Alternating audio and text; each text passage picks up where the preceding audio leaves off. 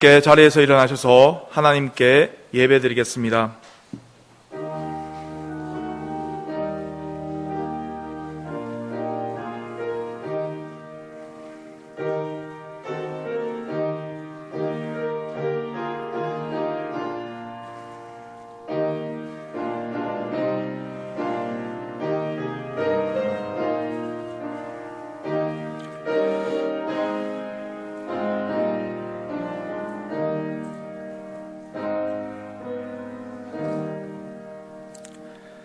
여호와는 나의 요새시요 나의 하나님은 내가 피할 반석이시라. 아멘.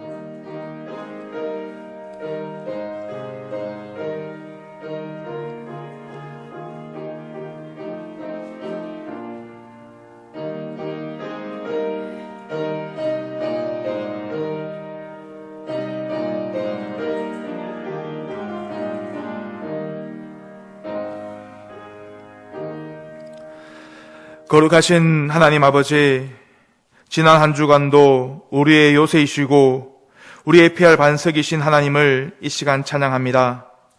이 시간 정성을 다하여 하나님을 경배하오니 기쁘게 받아주시고 우리 각 심령마다 하나님 은혜와 평강으로 채워 주옵소서. 예수님의 이름으로 기도드립니다. 아멘. 찬송가 38장입니다.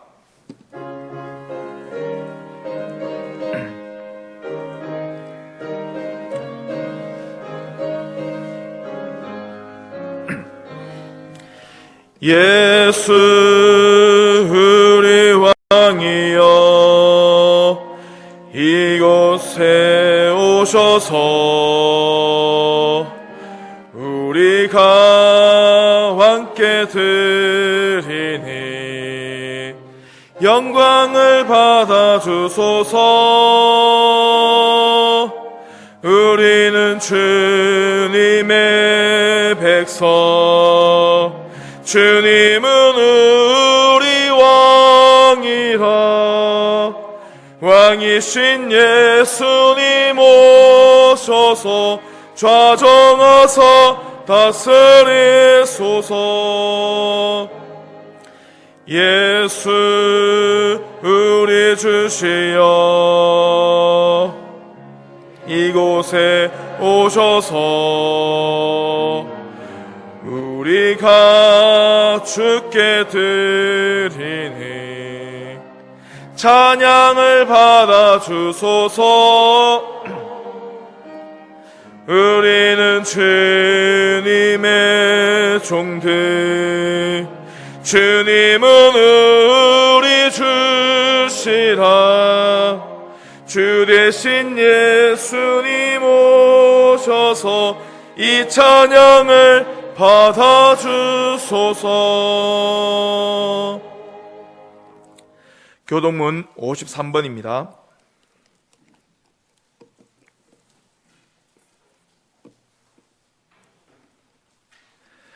내가 산을 향하여 눈을 들리라. 나의 도움이 어디서 올까? 여호와께서 너를 실족하지 아니하게 하시며 너를 지키시는 이가 졸지 아니하시리로다.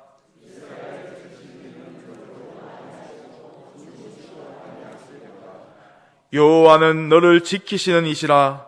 여호와께서 내 오른쪽에서 내 그늘이 되시나니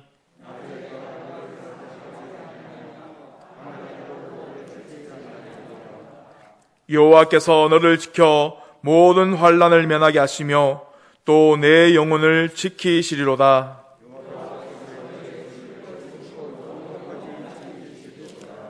아멘. 나는 전능하신 아버지 하나님 천지의 창조주를 믿습니다. 나는 그의 유일하신 아들 우리 주 예수 그리스도를 믿습니다.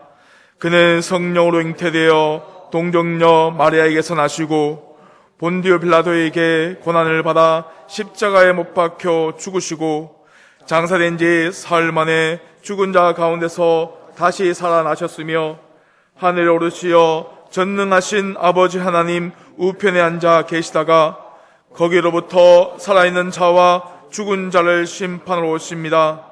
나는 성령을 믿으며 거룩한 공교회와 성도의 규제와 죄를 용서받는 것과 몸의 부활과 영생을 믿습니다. 아멘. 찬송가 91장입니다.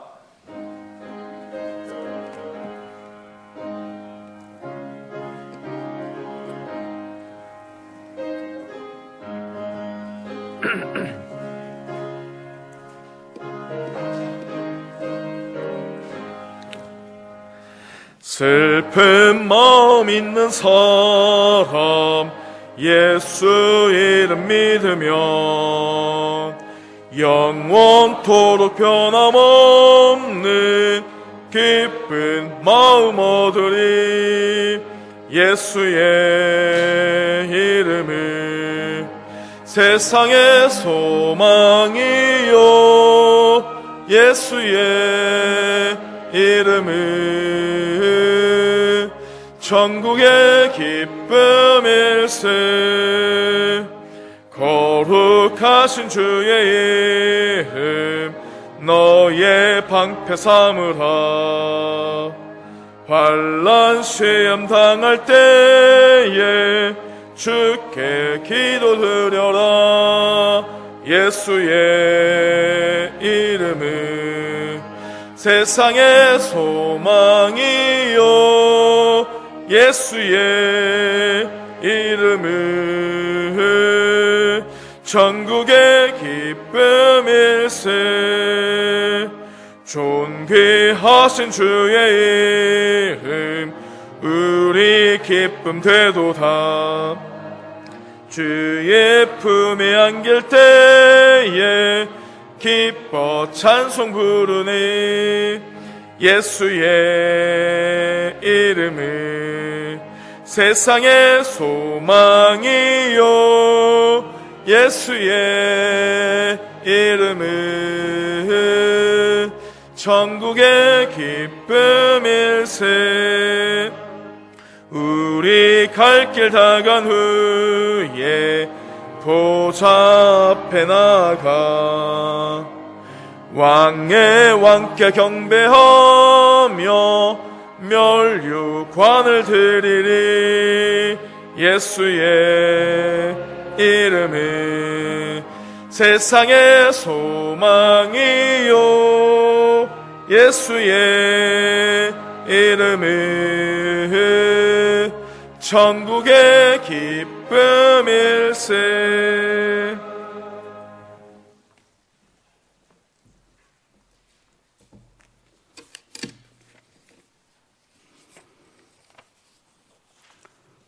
거룩하시고 전능하신 아버지 하나님, 코로나19 혼돈 가운데서도 하나님 창조하신 자연은 아버지 하나님의 섭리에 따라 돋아나는 새싹으로 희망을 노래하게 하시니 감사합니다.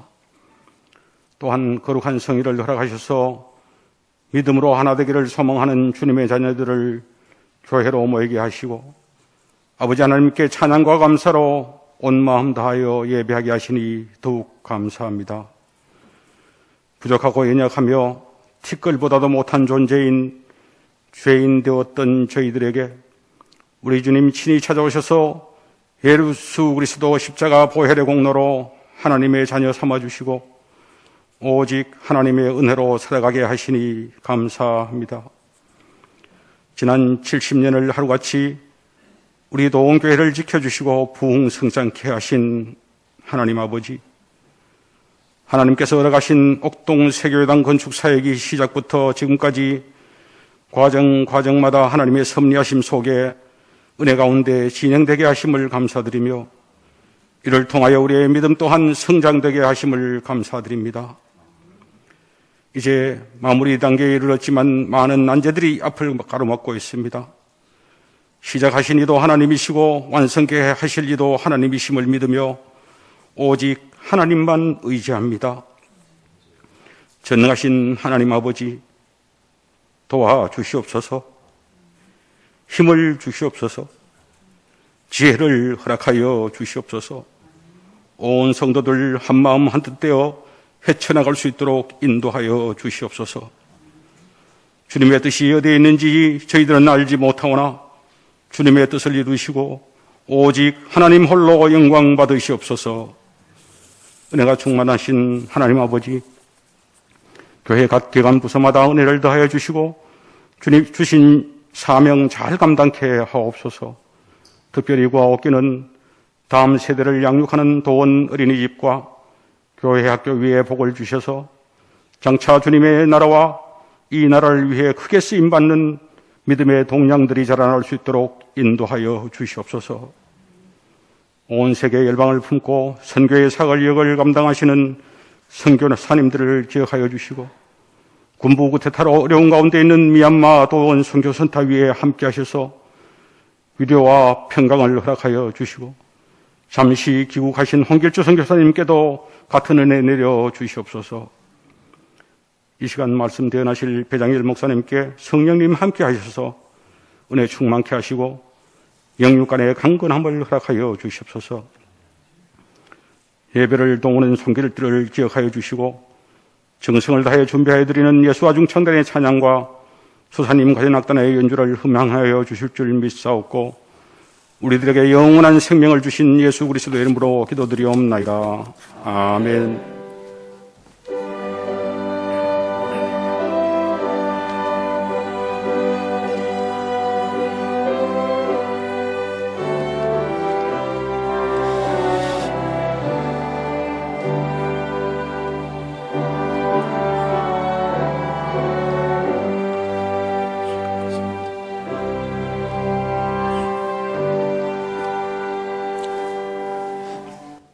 오늘 주시는 말씀은 마가복음 3장 1절에서 6절까지 말씀입니다.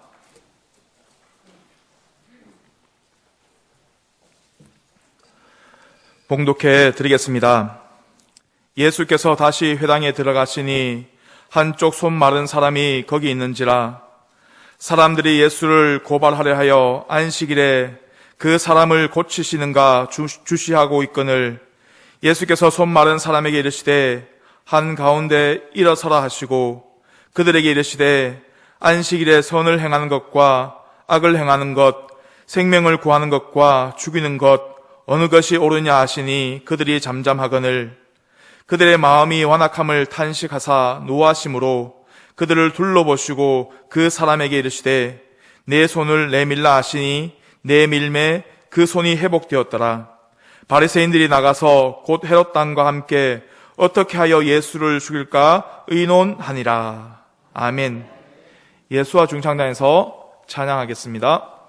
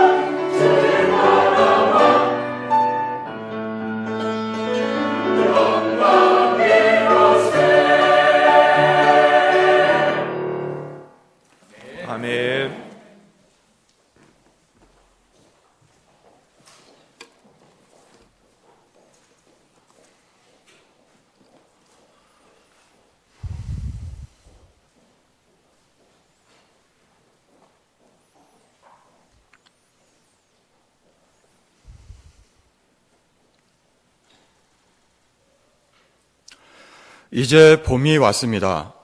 아직 아침에는 쌀쌀한 기운이 있지만 이미 개나리, 진달래, 목련, 벚꽃이 흐드러지게 피었고 뒤이어 여러 꽃들이 꽃망울 터뜨리면서 활짝 기지개를 펴니다. 또 가지마다 연두색 여린 잎들이 돋아나면서 산과 들과 거리를 초록 빛깔로 물들이고 있습니다. 참 봄이 아름답습니다. 봄이 되면 떠올리게 되는 시가 있습니다. 정호승 시인의 봄길이라는 시인데 제가 한번 읽어보겠습니다. 길이 끝나는 곳에서도 길이 있다. 길이 끝나는 곳에서도 길이 되는 사람이 있다. 스스로 봄길이 되어 끝없이 걸어가는 사람이 있다. 강물은 흐르다가 멈추고 새들은 날아가 돌아오지 않고 하늘과 땅 사이의 모든 꽃잎은 흩어져도 보라, 사랑이 끝난 곳에서도 사랑으로 남아있는 사람이 있다. 스스로 사랑이 되어 한없이 봄길을 걸어가는 사람이 있다. 이 시를 들으시면서 혹시 생각나시는 분이 계십니까? 주변에 이런 분 있으십니까? 부모님, 형제들, 또는 절친, 역사 속에 어느 존경하는 인물, 정말 우리 주변에 이런 사람이 있다면 정말 생각만 해도 힘이 나고 신이 납니다. 몇 년 전에 어느 강연장에 갔더니 누가 이 시기를 소개하는 것을 처음 들었는데 문득 우리 예수님이 생각이 났습니다. 그래서 시인의 종교를 한번 검색해 보았습니다. 역시 신앙인이었습니다. 이 시인이 염두에 둔 사람이 우리 중에 누구일 수도 있지만 예수님일 수도 있겠다는 생각을 해보았습니다.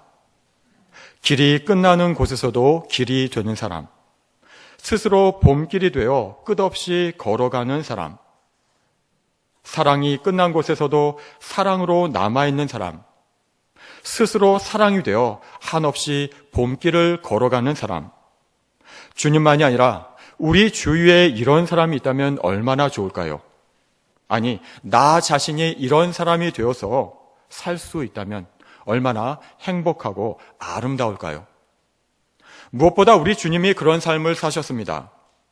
그런데 이러한 삶에는 저항이 있습니다. 아름다운 삶이고 흠모하는 삶이지만 막상 그렇게 살려고 하면 오히려 반대에 부딪히게 됩니다. 딱딱한 그 무엇인가에 부딪히게 되어 있습니다. 오늘 본문 말씀 1절에 보면 예수님께서 회당에 들어가셨을 때 한쪽 손이 마른 사람이 있었습니다. 무슨 이유인지 손이 마르고 오그라들어서 손을 쓸 수 없는 사람이었습니다. 예수님의 마음은 이미 그 가엾은 사람에게 가 있으셨습니다. 그런데 그날은 안식일이었습니다. 일하는 것을 내려놓고 하나님을 예배하며 안식을 갖는 날입니다. 또 종교 지도자들은 이미 안식일에는 일하지 말아야 한다고 여러 가지 규칙을 만들어 놓은 상태였습니다. 거기에는 치료 행위도 할 수 없다고 되어 있었습니다. 2절에 보면 예수님을 반대해왔던 사람들은 예수님을 고발할 증거를 찾으려고 혈안이 되어 있었는데 이때도 이 사람의 병을 고치시는지 주목하고 있었습니다. 예수님께서는 이 사정을 아시면서도 3절에 보면 손 마른 사람을 한 가운데에 일으켜 세우십니다. 그리고 자기를 주목하는 그 사람들에게 말씀하십니다. 4절입니다. 안식일에 선을 행하는 것과 악을 행하는 것, 생명을 구하는 것과 죽이는 것, 어느 것이 옳으냐? 질문하십니다. 이들은 대답하지 않았습니다. 5절에 보면 예수님은 그들의 마음이 완악한 것에 대해 탄식하시고 분노하시면서 그들을 둘러보셨습니다. 그리고 손 마른 사람에게 내 손을 내밀라 말씀하셨고 그 손을 내미니까 손이 곧 회복되었습니다. 이 모습을 본 바리새인들은 나가서 예수님을 어떻게 죽일까 헤롯 왕과 함께 의논했다고 말씀합니다. 우리는 이 예수님의 질문에 어떻게 대답할 수 있겠습니까? 안식일에 선을 행하는 것과 악을 행하는 것, 생명을 구하는 것과 죽이는 것, 어느 것이 옳습니까? 당연히 선을 행하고 생명을 구하는 것이 옳습니다. 그런데 왜 이 무리들은 대답하지 않았습니까? 자기들이 지켜오던 것이 있었기 때문입니다. 안식일에는 일하지 말아야 한다는 것입니다. 치료 행위도 일이라는 것입니다. 그래서 치료하면 안 된다는 것입니다. 이 치료 행위가 선한 행위라도 마찬가지입니다. 생명을 구하는 일이라도 마찬가지입니다. 자기들이 지켜오던 것에는 금지된다는 것입니다. 그러면 그들이 지키려고 만든 이 규칙은 무엇입니까? 안식일을 잘 지키려고 만든 규칙입니다. 그런데 지금 그 규칙이 안식일을 제대로 지키는 데 걸림돌이 되고 있습니다. 그러면 어떻게 해야 합니까? 그 규칙을 수정해야 합니다. 그 규칙을 고쳐야 합니다. 그리고 안식일에 선을 행해야 하고 생명을 구해야 합니다. 그런데 이 사람들은 그렇게 하지 않았습니다. 예수님의 말씀이 맞다는 것을 알고도 자기의 생각을 고치지 않았습니다. 오히려 예수님을 죽이려고 했습니다. 같은 사건을 놓고 마태복음 12장에서는 이렇게 말씀합니다. 11절, 12절 말씀입니다. 예수께서 이르시되 너희 중에 어떤 사람이 양 한 마리가 있어 안식일에 구덩이에 빠졌으면 끌어내지 않겠느냐? 사람이 양보다 얼마나 더 귀하냐? 그러므로 안식일에 선을 행하는 것이 옳으니라 하시고, 이 말씀을 좀 더 쉽게 풀어보면 이렇습니다. 양이 구덩이에 빠졌다면 안식일이라고 일하면 안 된다고 그냥 가겠느냐? 너희가 양을 구해내지 않겠느냐? 그런데 이 양보다 사람이 더 귀한 것 아니냐? 그래서 선을 행하는 것, 치료하는 것이 옳지 않느냐? 이런 말씀입니다. 누가복음 14장에도 비슷한 사건이 나옵니다. 예수님이 안식일에 한 바리새인 지도자의 집에 떡을 잡수시러 들어가셨습니다. 그런데 예수님 앞에 수종병이 든 한 사람이 있었습니다. 수종병이란 복부에 물이 차서 심장이나 신장, 간장 이런 장기들을 압박하고 몸이 붓는 병입니다. 그곳에서도 사람들이 예수님이 어떻게 하시나 엿보고 있었습니다. 예수님께서는 거기 있던 율법 교사들과 바리새인들에게 질문하십니다. 안식일에 병 고쳐주는 것이 합당하냐 아니하냐? 역시 이들도 대답하지 않았습니다. 예수님은 그 사람을 데려다가 고쳐서 보내시고 다시 그들에게 말씀하십니다.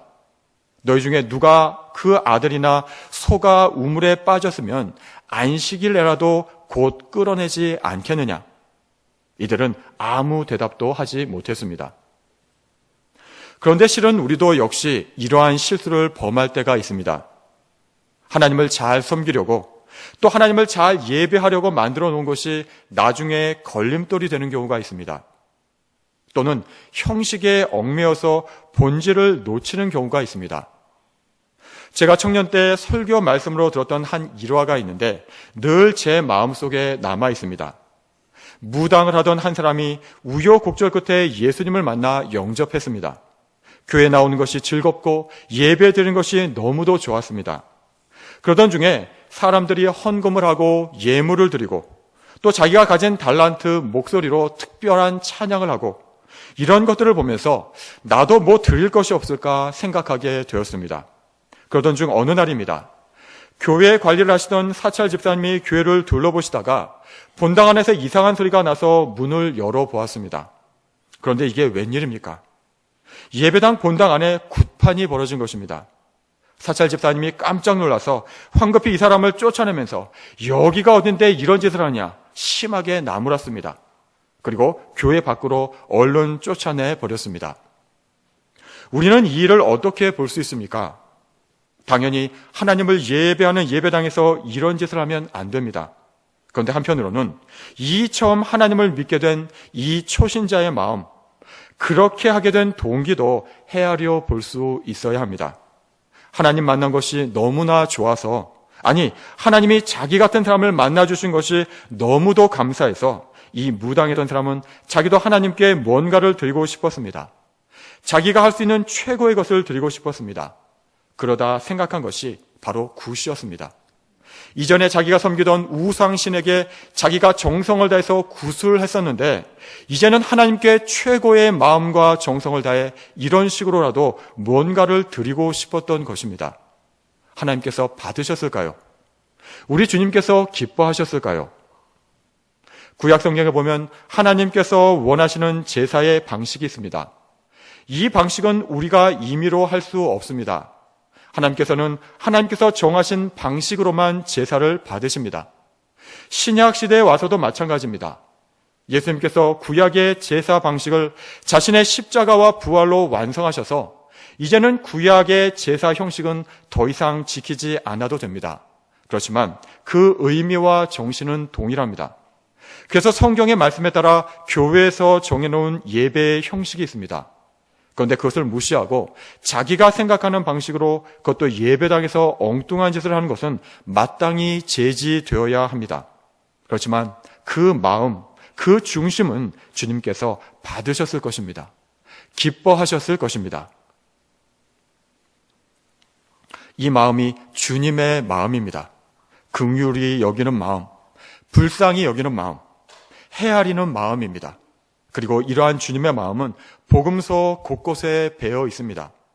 마태복음 12장 1절부터 보면 예수님이 안식일에 밀밭 사이로 지나가시는데 제자들이 배가 고파서 이삭을 잘라 먹습니다. 이것을 근처에 있던 바리새인들이 보고 예수님께 말합니다. 당신의 제자들이 안식일에 하지 못할 일을 하나이다. 이때 예수님이 말씀하십니다. 다윗이 자기와 그 함께 있던 사람들이 배고플 때 한 일을 잊지 못했느냐? 그가 하나님의 전에 들어가서 제사장 외에는 자기나 그 함께한 자들이 먹어서는 안 되는 진설병을 먹지 아니하였느냐? 또 말씀하십니다. 안식일에 제사장들이 성전 안에서 안식을 범하여도 죄가 없는 것을 너희가 율법에서 읽지 못하였느냐? 또 말씀하십니다. 나는 자비를 원하고 제사를 원하지 아니하노라 하신 뜻을 너희가 알았더라면 무죄한 자를 정죄하지 아니하였으리라. 예수님은 자비를 원하고 제사를 원하지 않는다고 말씀하십니다. 제사가 필요 없다는 것이 아닙니다. 자비가 빠진 형식적인 제사는 제사가 아니라는 말씀입니다. 우리 안에 이러한 자비, 이러한 긍휼의 마음이 있습니까? 형식을 무시하는 것이 아니라 그 형식을 관통하는 사랑의 마음이 있습니까? 형식에 담긴 본질을 알고 그 본질을 지키기 위해 형식을 뛰어넘는 분별력과 용기가 있습니까? 한 영혼을 향한 안타까운 마음, 긍휼의 마음, 헤아리는 마음, 또 하나님을 향해서는 사랑의 마음, 그 중심. 형식도 중요합니다. 그런데 형식 때문에 내용을 잃어서는 안 됩니다. 마음을 잃어서는 안 됩니다. 본질을 놓쳐서는 안 됩니다. 예수님이 싫어하셨던 것도 바로 이것입니다. 바리새인들의 외식입니다. 겉은 그럴듯하지만 내용을 잃었습니다. 마음을 잃었습니다.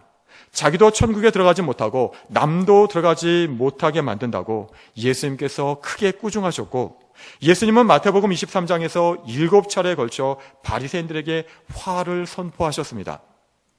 레위기 11장에 보면 하나님께서는 45절에 내가 거룩하니 너희도 거룩할지어다 말씀하시면서 이스라엘 백성들의 거룩을 위해 먹는 것 하나하나까지도 먹을 수 있는 것과 없는 것을 구분하십니다.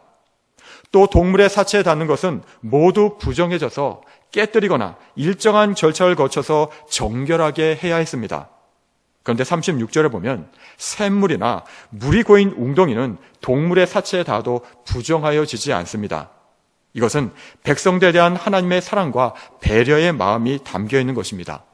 사실 샘이나 저수지는 범위가 넓어서 동물의 사체가 닿는 경우가 많습니다. 그런데 그때마다 부정해졌다고 먹지 못하게 한다면 물이 귀한 팔레스틴 땅에서는 백성과 동물들이 엄청난 고통을 당할 것입니다. 그래서 하나님께서는 예외를 두신 것입니다.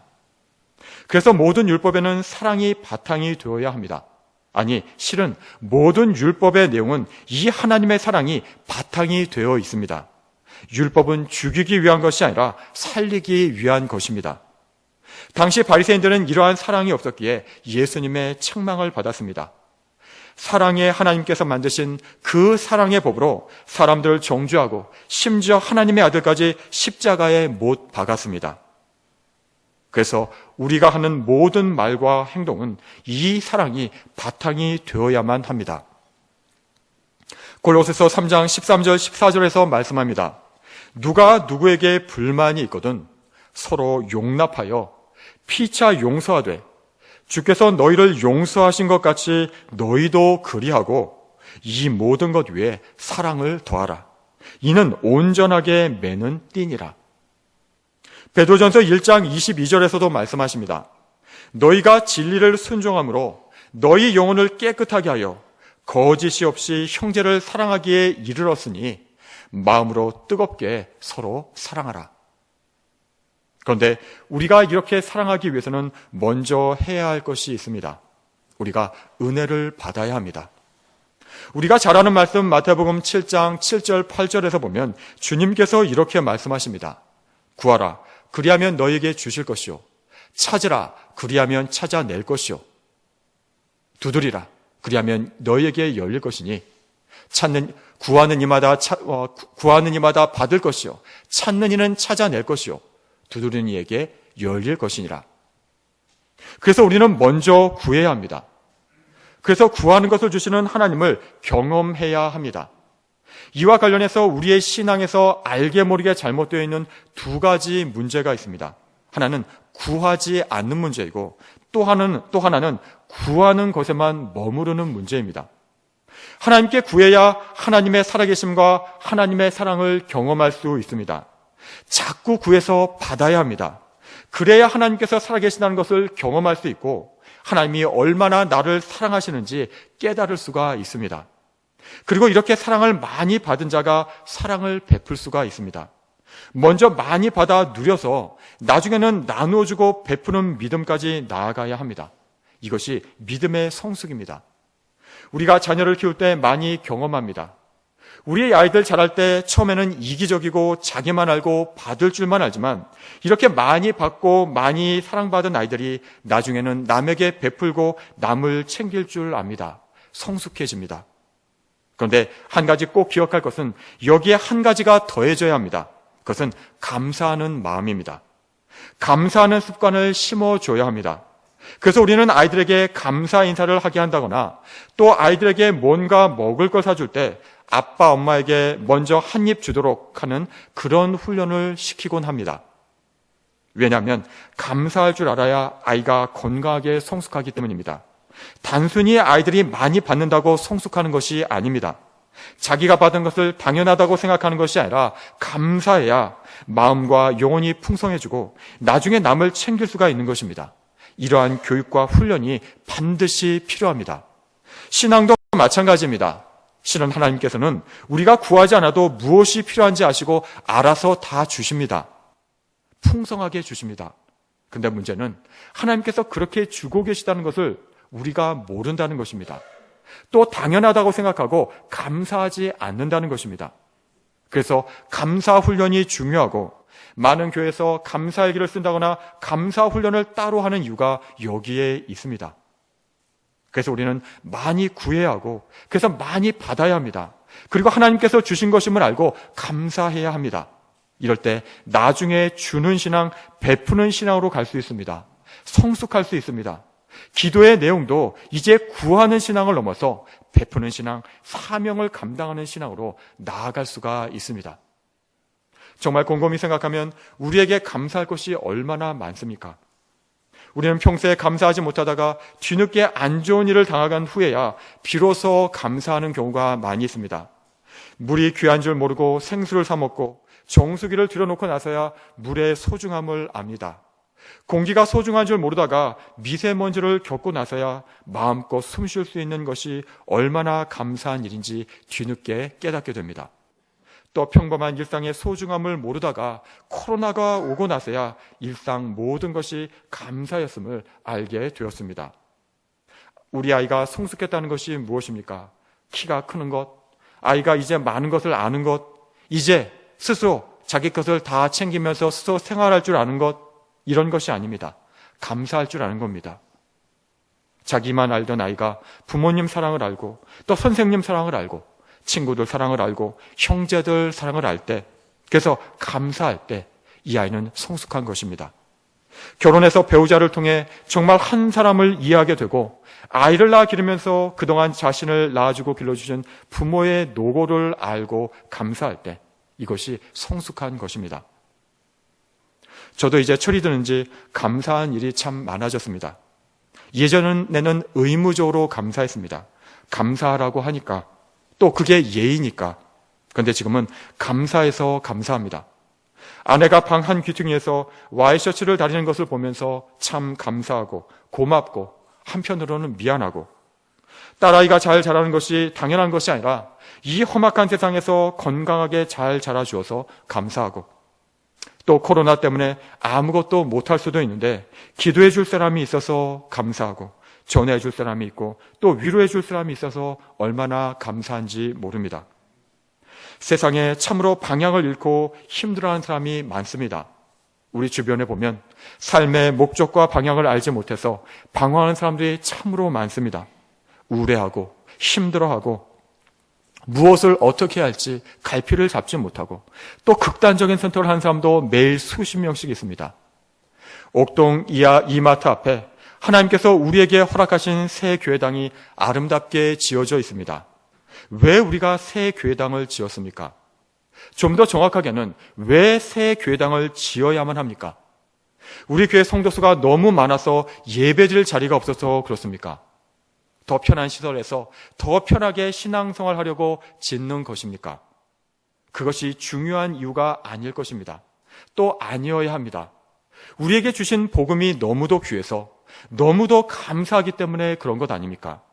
그래서 많은 사람들이 들어야 하기에, 또 새로 개발되어 많은 사람들이 몰려있는 이 옥동 지역에 더 많은 사람들에게 복음을 들려주기 위해서 교회당을 짓는 것 아닙니까?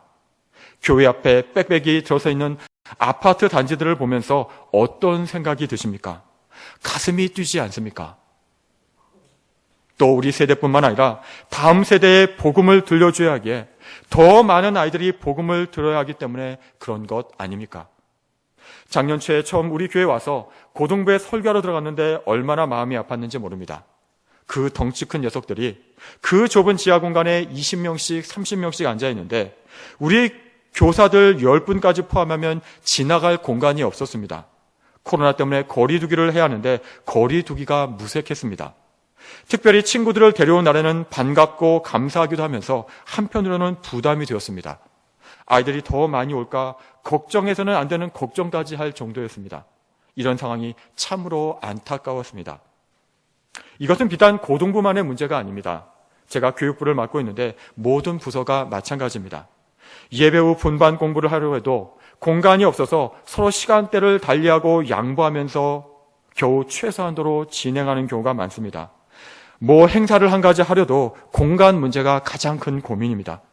그래서 교회당을 새로 지었습니다. 이 아이들을 교육하고 우리가 받은 이 귀한 복음을 다음 세대까지도 반드시 전해야 되니까 공간이 필요합니다. 우리 교육부에서는 준비하고 있습니다. 주일에 교육부서 담당 사역자들이 따로 모여 기도합니다. 지금 보내주신 우리 아이들의 신앙을 건강하게 세워주옵소서. 그리고 더 많은 아이들이 교회에 와서 이 귀한 복음을 듣게 하여 주옵소서. 그리고 우리가 이 아이들을 책임질 수 있도록 준비시켜 주옵소서. 또 제가 담당하고 있는 고등부에서는 매주 토요일 밤 9시에 교사들과 줌이라는 인터넷 공간에서 모입니다. 다음날 예배를 위해서 함께 준비하고 기도합니다. 또 새 교회당에 가면 더 많은 아이들을 보내주실 것을 기대하면서 지금부터 준비하면서 기도하고 있습니다. 우리 성도님들은 어떤 준비를 하고 계십니까? 우리 성도님들이 준비하셔야 할 것 중에 이런 것이 있습니다. 교회 주변에서 전도해 보신 적 있으십니까? 전도해 보신 분들은 간혹 경험하실 겁니다. 교회 주변 전도가 잘 되십니까? 쉽지 않습니다. 그 이유 중 하나는 누군가가 이미 전도할 수 없도록 알게 모르게 이미 작업을 해 놓았기 때문입니다. 누가 그렇게 합니까? 교회 안 다니는 어떤 사람이? 교회에 불만을 가진 사람이? 아닙니다. 실은 우리가 그렇게 했습니다. 간혹 교인들 중에 보면 카페에서 식당에서 하고 싶은 말을 아무 생각 없이 하시는 분이 있습니다. 좋은 얘기면 좋은데 교회에서 상처받은 얘기, 오해, 불만, 안 좋은 얘기를 많이 하십니다. 그러면 카페 주인이나 식당 주인이 안 듣는 것 같지만 다 듣고 있습니다. 그리고 그 카페와 식당에 온 사람들은 다 그 동네 주민들입니다. 안 듣는 것 같지만 다 들립니다. 거기서 자기도 모르게 우리 교회에 나오지 말라고 전도 아닌 전도를 하는 것입니다. 전도대원들이 따로 있는 것이 아니라 우리 성도님들 한 사람 한 사람이 전도대원이라는 사실을 꼭 기억하셔야 합니다.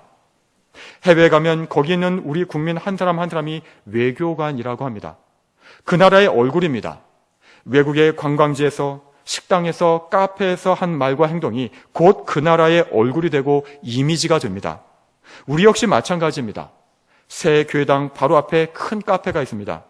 식당도 많이 있습니다. 동네 주민들이 많이 들립니다. 우리는 준비해야 합니다.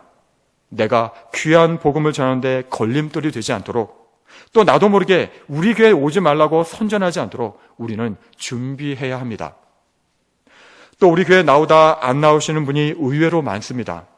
이분들 어떻게 하시겠습니까? 그냥 놔두실 겁니까? 다 나름대로 이유는 있습니다. 그래서 많이 기다려 드렸습니다. 그런데 아직 나오지 않으십니다. 그냥 포기하실 것입니까? 교회라는 것이 어떤 곳입니까? 강권해서 나오게 해야 하지 않습니까? 나만 천국 갈 겁니까? 나만 이 땅에서 복음을 누릴 것입니까? 다들 뭔가 사연이 있고 아픔이 있지만 내가 할 일이 정말 없는 것입니까? 그러면 주님께 맡기고 계십니까? 그분을 위해서 기도하고 계십니까? 주님께서는 뭐라고 하십니까? 아직도 기다리라고 하십니까? 하나님께서 새 교회당에 새로이 보내주실 귀한 영혼들을 기대하며 기도하는 것도 중요하지만 먼저 우리 교회의 발걸음을 끊으신 이분들이 더 소중합니다. 그래서 많은 교회에서도 전도하면서 잃은 양 찾기라고 해서 이분들이 다시 나오실 수 있도록 많은 힘과 노력을 기울이고 있습니다. 교회당이 새로 지어지면 처음에는 구경하기 위해서라도 올 것입니다. 그런데 우리가 준비하지 않으면 한 번 오시고 그만입니다. 아니, 오히려 오셨던 분들이 상처받고 돌아갈 수도 있습니다. 우리의 준비되지 않은 말과 행동, 표정을 보고 실망할 수 있습니다. 구경하기 위해 오시는 분들을 붙들어야 합니다. 또 구경하러 오시라고 강권해야 합니다. 얼마나 교회에 모시고 오기가 쉽습니까? 교회당을 새로 지었는데 구경하러 오시라고. 그리고 준비된 마음, 준비된 환영, 준비된 설교, 준비된 예배로 하나님께서 이분들의 마음을 여시도록 우리가 정말로 기도하고 준비해야만 합니다. 우리 주변을 보면 참으로 많은 사람이 절망하고 답답해하고 방향을 찾지 못하고 있습니다. 그런데 교회가 등대이고 방향이고 이 시대의 마지막 희망입니다. 주님이 먼저 이 길을 가셨습니다. 내가 곧 길이요 진리요 생명이라고 하셨습니다. 남에게 무엇인가를 기대하기 전에 주님을 따르는 우리가, 주님의 제자인 우리가 이 길을 먼저 가기를 소망합니다. 그래서 우리가 우리 이웃들의 희망이 되고 방향이 되고 보기만 해도 기대가 되고 웃게 되고 미소를 짓게 하는 그런 우리 교회가 되기를 소망합니다. 그래서 우리 전도대가 나가서 전도하기 전에 우리 교우들이 카페에서, 식당에서, 거리에서 향기가 되고 편지가 되고 축복의 통로가 되어서 우리 주님이, 그리고 우리 주님의 사랑이 이 귀한 영혼들에게 전해지기를 간절히 소망합니다. 그래서 내가 다가가기도 전에 우리 이웃들이 먼저 궁금해하고 말 걸고 싶고 얘기 나누고 싶어하는 그런 우리들의 모습이 되기를 소망합니다. 요즘 우리 삶의 환경이 참으로 어렵습니다. 경제도, 정치도, 사회도, 교육도, 문화도 모든 영역에서 길이 보이지 않는다는 말을 많이 듣습니다. 그런데 길이 끝나는 곳에서도 길이 되는 사람이 있습니다. 스스로 봄길이 되어서 끝없이 걸어가는 사람이 있습니다.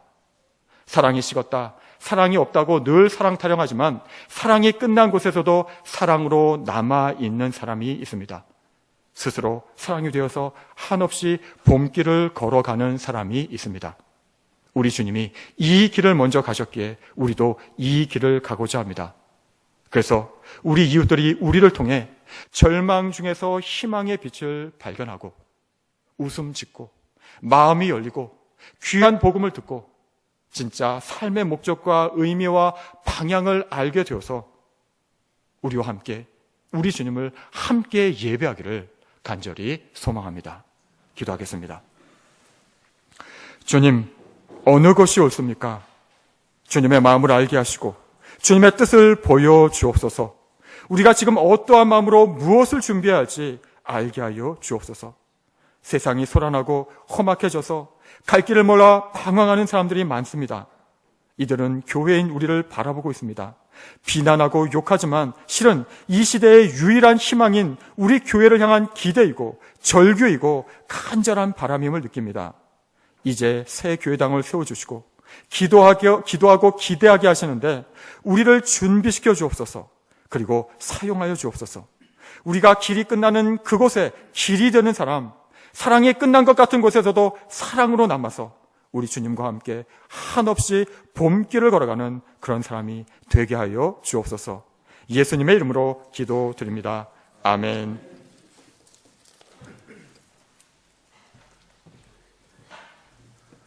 찬송가 454장입니다.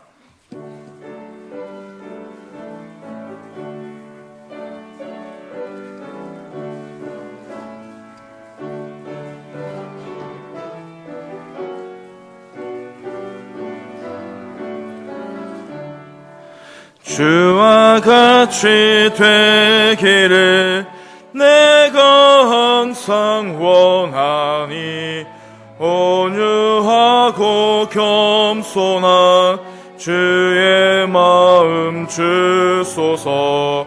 세상에서 우리가 나그네로 있을 때 주의 형상 닮아서 살아가게 하소서. 비록 작은 새라도 돌보시는 나의 주 나와 함께 계시어 나를 지켜주소서. 마음이 깨끗하기를 내가 항상 악한 마 버리고 살아가게 하소서. 주와 같이 되기를 내가 항상 원하니 주님 뜻을 따라서 살아가게 하소서. 주 은혜 거듭나 말씀 위에 굳게 서 영원 무궁하도록 주와 함께 살리라. 아멘.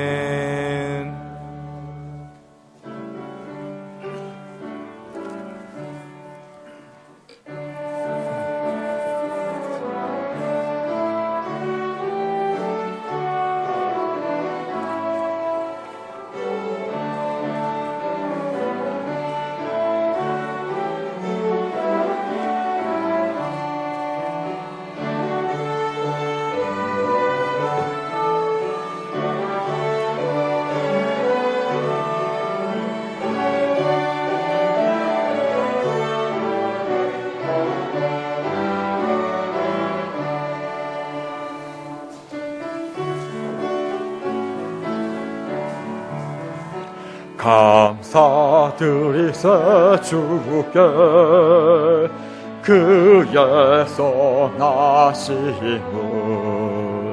감사드리세 주께 그 인자하심을.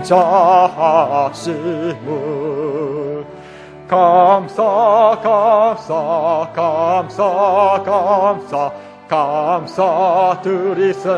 주께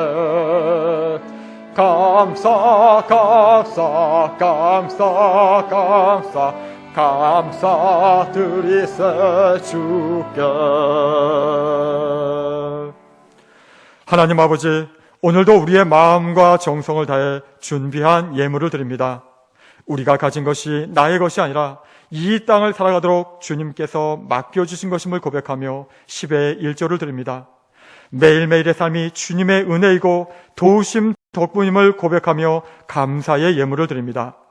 새 교회당에서 이루실 주님의 위대한 계획을 기대하며 건축 예물을 드리고 주님께서 주신 귀한 복음이 저 열방 땅끝까지 전해지도록 선교의 예물을 드립니다. 또 한 주간의 삶을 인도해 주시고 생명 주심에 감사하여 주정 예물을 드립니다. 이 모든 예물과 함께 그 밖에 또 특별한 마음으로 드리는 우리의 예물도 기쁘게 받아주시고 아울러 이 예배와 교회를 위해 보이는 곳, 보이지 않는 곳에서 수고하는 그 기도와 눈물과 땀의 예물도 기쁘게 받아주옵소서. 무엇보다 이 예물만이 아니라 우리의 삶 전부를 드리오니 주님의 나라를 위해 사용하여 주옵소서. 예수님의 이름으로 기도드립니다. 아멘. 교회 소식을 알려드리겠습니다. 다음 주는 천원 선교 주일입니다. 기도로 준비해 주시기 바랍니다. 지난주일 1부 예배 때는 우리 성도님들이 적게 모이시고 2부 예배 때 또 많이 모이셨습니다. 그래서 거리두기 하기가 어려웠습니다. 관공서에서도 지적이 있었습니다. 그래서 우리 교회 소식 광고란에 이 박스를 참고하셔서 1부 예배, 2부 예배에 해당되는 그 예배에 이렇게 나오셨으면 좋겠습니다. 그래서 그 박스를 참고하셔서 1부 예배 또 분산해서 그렇게 출석해 주시기를 부탁드리겠습니다. 오늘 교회 청소는 오셈에서 하십니다. 그리고 광고 한 가지 더 드립니다. 김광명 목사님께서 지난주에 부친상이 있으셨는데 코로나 때문에 교회에서 조문을 하지 못했습니다.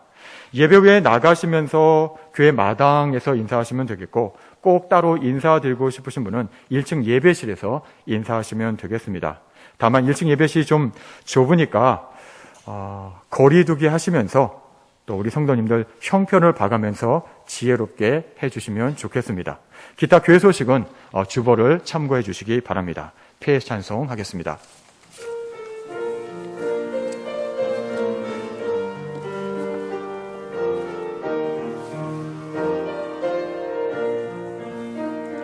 전능하신 하나님의 손길이 모든 구석구석에 묻어있는 이곳은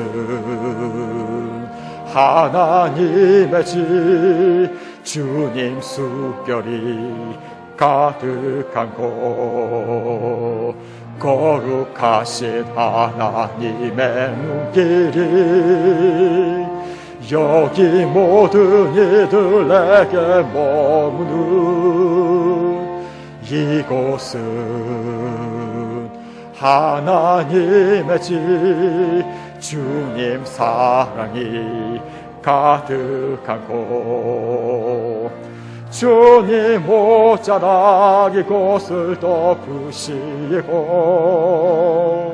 주님의 얼굴 우리에게 보이소서 이곳에 소망이 있으리라 주님의 교회 다스리소서 우리의 예배를 받으소서 이곳은 하나님의 집 주님 옷자락 이곳을 덮으시고 주님의 얼굴 우리에게 보이소서 이곳에 소망이 있으리라 주님의 교회 다스리소서 우리의 예배를 받으소서 이곳은 하나님의 집 아멘. 우리 주 예수 그리스도의 은혜와 하나님의 사랑과 성령의 교통하심이 이제 길이 끝난 것 같은 그곳에서 길이 되고 사랑이 사라진 것 같은 그곳에서 사랑으로 남아 우리 주님과 함께 한없이 봄길을 걸어가고자 하는 우리 도원교회 모든 성도님들과 아파하는 이 나라 이 민족 위에 그리고 귀한 복음을 전하시는 선교사님들과 이 복음으로 회복되는 온 땅의 모든 귀한 영혼들 위해 지금부터 영원토록 함께 하시기를 간절히 축원하옵나이다. 아멘.